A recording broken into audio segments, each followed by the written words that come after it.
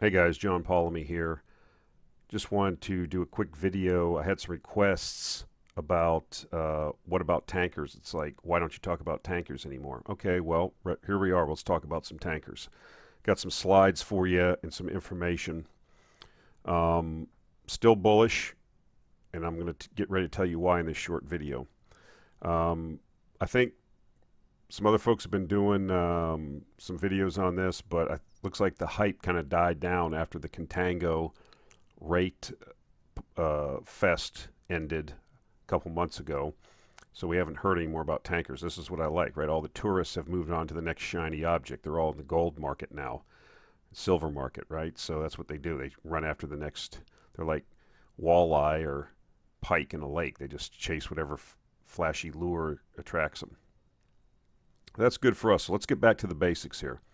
Tanker shipping is a highly cyclical business. We've talked about that, with freight rates driven by numerous factors.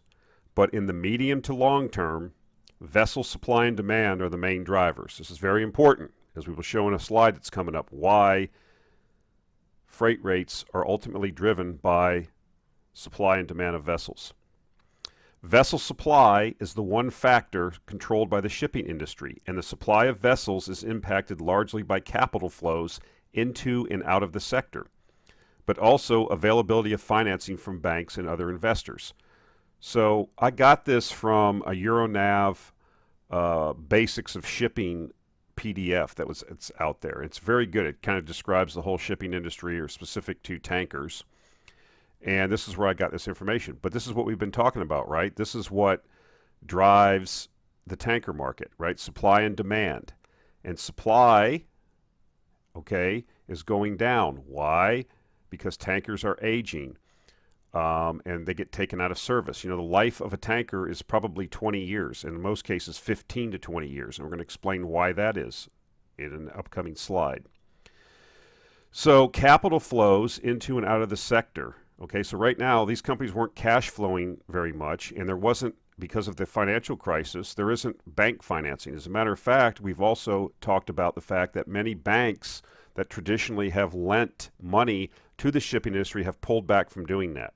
Okay, because it's really a crappy business. It's a cyclical business, and it makes money in short spurts of time when the amount of vessels goes into short supply. And what typically happens is that the cash flows explode at these companies, and the owners of the companies or the managements of the companies go out and start building more ships. That's what they do. They're in the shipping business and they want to have ships. So that's when they get cash in their pockets, they have a tendency to do that, and then it creates oversupply, rates crash.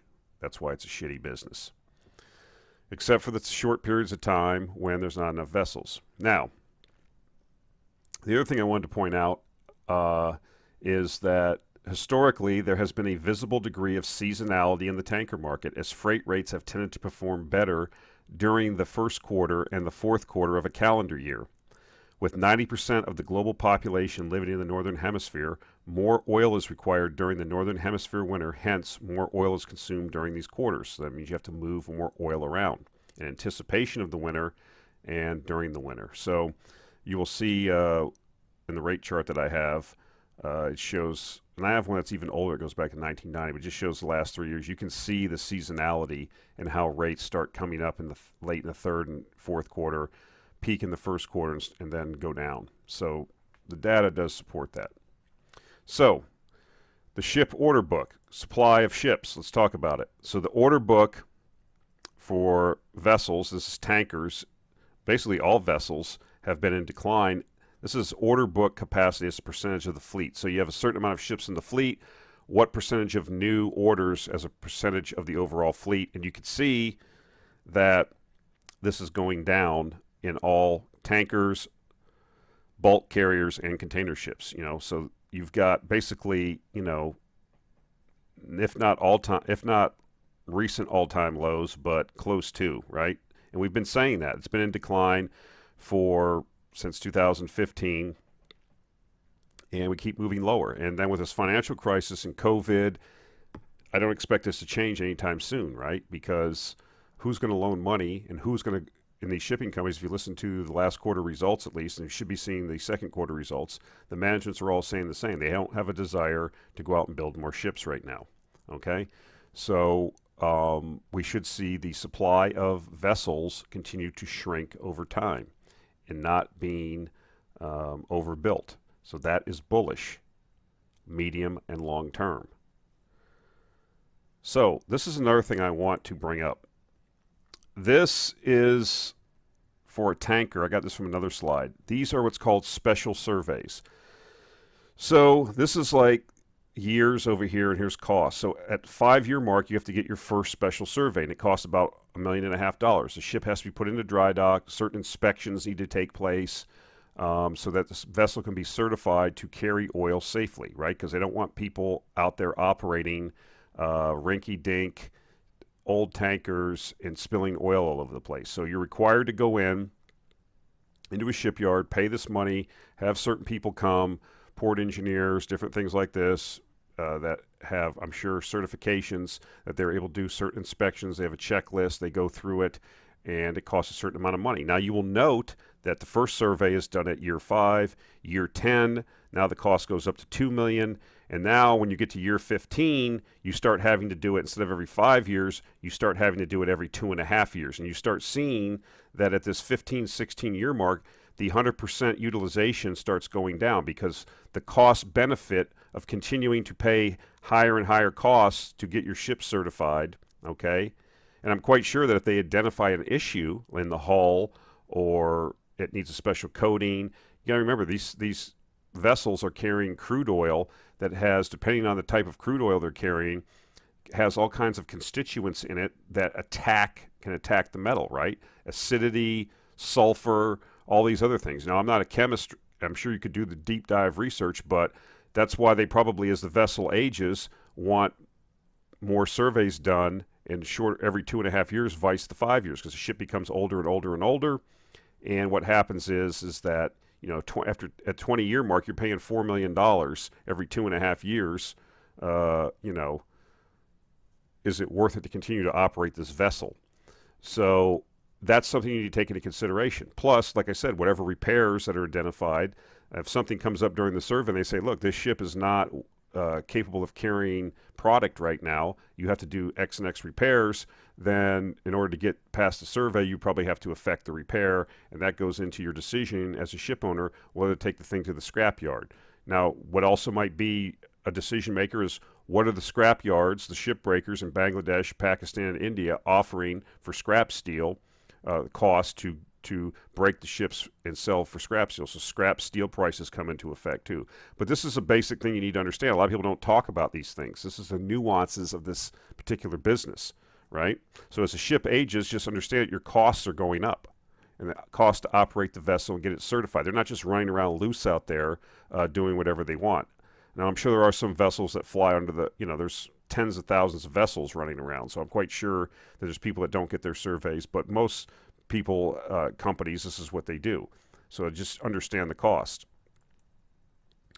So having said that as the ship gets older, the cost, the survey costs and the dry docking costs get higher, what we've seen is that the average age of the VLCC fleet continues to, I mean, you're pushing up near to 10 years, okay? That's the average. So there's ships that are younger, but there are ships that are significantly older. Remember what we said, you start getting into year 15 and post year 15, your costs and your survey costs are going up. Utilization rate goes down, okay?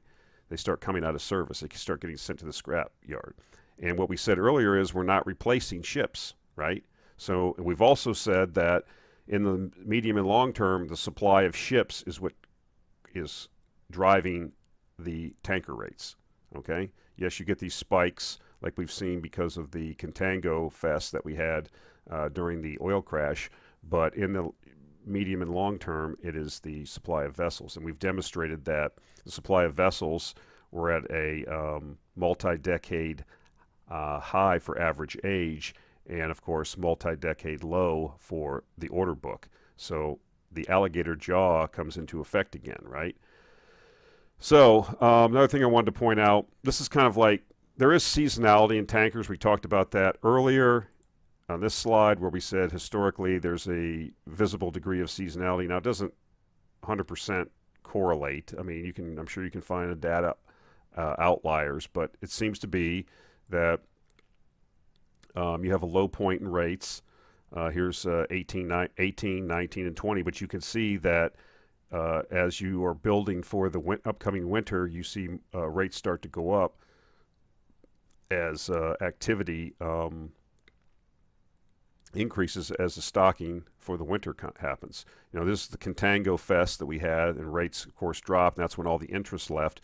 But you see we're starting to get ready to enter a period of seasonality that's going to be positive. And they already made their years. I mean, if you look at the earnings that have already come out on some of the ship owners, I mean, they've already made their year. They've already blown through, and they're set. So if this follows through where seasonality comes into play,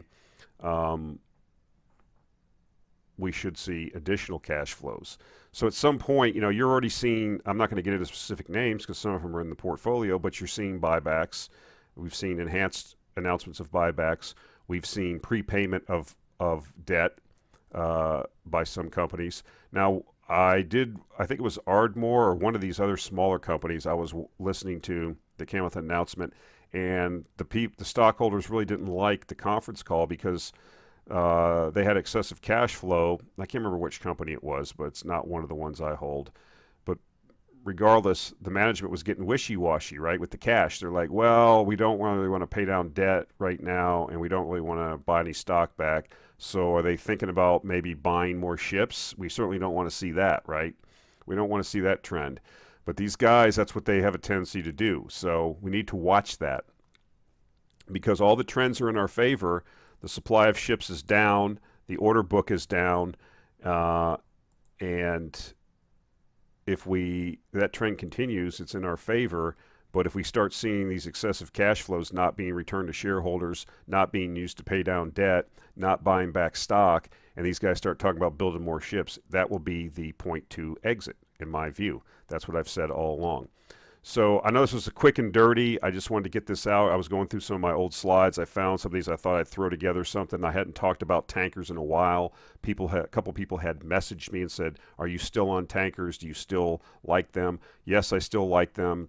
The supply continues to decrease, and eventually, you know, the order book continues to decrease, and that's all in our favor. That's wind in our sails. Now, if you can get through the volatility and the cyclicality, which you can even see in this chart, if you can stomach that, I think that, I'm not saying we're in a super cycle, but I think that things are in our favor and we will make money on these. And I think the market will eventually return to these names because cash is king in the end, right? In the end, in the short term, as Buffett says, the market is a voting machine, and in the long term, it's a weighing machine, right? So the popularity has went away as the tourists have left, but in the end, the value is still there. That's my view.